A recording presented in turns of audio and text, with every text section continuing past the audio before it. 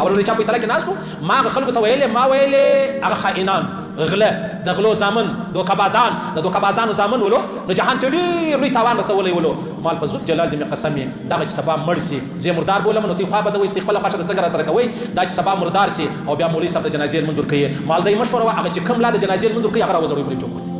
ول دی څه به کوې مال دی هندوان سوځئ خو دغه وسوځئ ولې تا د کلمې سره وفا وکړله تا د الله سره وفا وکړله تا د الله د رسول سره وفا وکړله تا د قرآن سره وفا وکړله تا د جنت او جهنم سره وفا وکړله نه دې وکړله نو نن بیا څنګه ستا دپاره صفونه برابر کړي 3 کوي 5 کوي داسې وکړئ هغسې وکړئ ملایانو وخت مه ضایع کوئ ملایانو اوږدې دوایو مه کوئ په لا اله الا الله چې خواجه حسن بصري صاحب له راولې دې پښتنو لره د جنازې لمنځونه ورکړي لا په لا اله الا الله کې د بخښلو یوه زره امید شته ولې دې شاته د نیم جهان کورونه خراب کړي دي دې کوچنیان یتیمان کړي دي دې زنانې کونډانې کړي دي دې خلکو د چا پر کورو باندې قبضې کړي دي دا هغه خاینان دي په ژره لنګوټه او تسپو جهان خطا ایستلی دی هېڅ زه خطا وځم ته خطا وځې لوی رب په دې خبرو نه خطا وځي